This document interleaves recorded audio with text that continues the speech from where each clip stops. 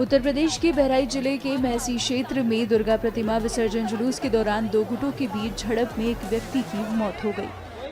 Police के अनुसार ये घटना रविवार को हुई, जब दो गुट किसी मुद्दे को लेकर आमने सामने आ गए। हिंसा पर बोलते हुए विपक्षी दलों ने राज्य में बिगड़ती कानून व्यवस्था पर सवाल उठाते हुए यूपी की भाजपा सरकार से सवाल किए। वहीं उत्तर प्रदेश सरकार ने कानून हाथ में लेने वालों के खिलाफ सख्त कार्रवाई करने का आश्वासन दिया है। नई गाड़ियां आपको नजर आएगी, ये ब्रांड न्यू वो गाड़ियां हैं जो सेल के लिए यहाँ रखी गई थी, लेकिन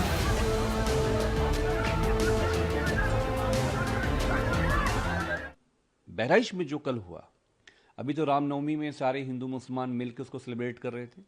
मंच पे हमने देखा दिल्ली में भी कि प्रधानमंत्री जी के सामने शहबाज खान रावण बने हुए हैं। उत्तर प्रदेश में भी ऐसे ही होता है, हमारी संस्कृति यही है।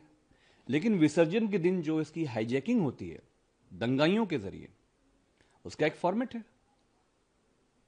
आप किसी मस्जिद पे चढ़ेंगे, आप किसी मजहबी मुसलमानों की इमारत पे चढ़ेंगे, आप झंडे उतारेंगे, आप उकसाएंगे, आप डीजे लगा के मुसलमानों की माँ बहन की गालियां देंगे, मुल्ले काटे जाएंगे, मुल्ले पाकिस्तान जाएंगे। इसके लिए सीरियस तरीके से जिम्मेदार तो शासन प्रशासन है, एसओ नहीं है, सिर्फ कोतवाल नहीं है। ये पूरी जिम्मेदारी कप्तान की है कि उसने कैसे प्लानिंग करी है। बेशक जिसको गोली लगी, जिस युवा को, वो नहीं होना चाहिए था, वो अप्रिय घटना है।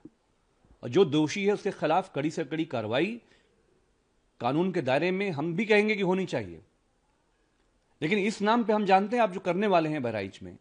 देखिए, बहराइच में एक बहुत इंटरेस्टिंग बात हुई।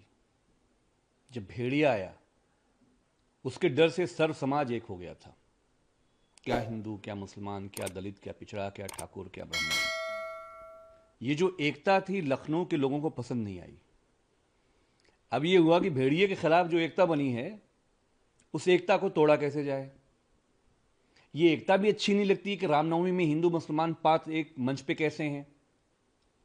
तो उस पूरी एकता को तोड़ने के लिए ये प्लांटेड रॉयट है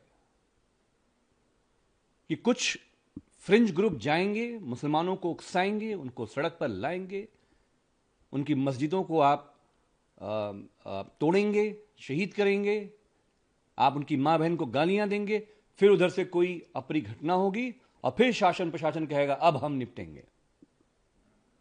ताकि जो बुनियादी सवाल है लॉ एंड ऑर्डर पे, उस पर कोई बात ना हो।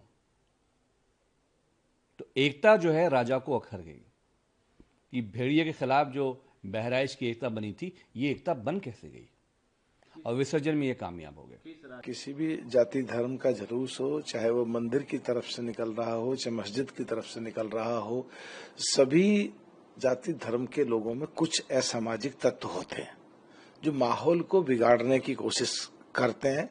तो इस तरह के लोगों पे सरकार बहुत संवेदनशील है और ध्यान रख के बिल्कुल स्पेसिफिकली कौन है वो असामाजिक तत्व, उसकी जांच करके उसके खिलाफ सख्त कानूनी कार्रवाई की जाएगी।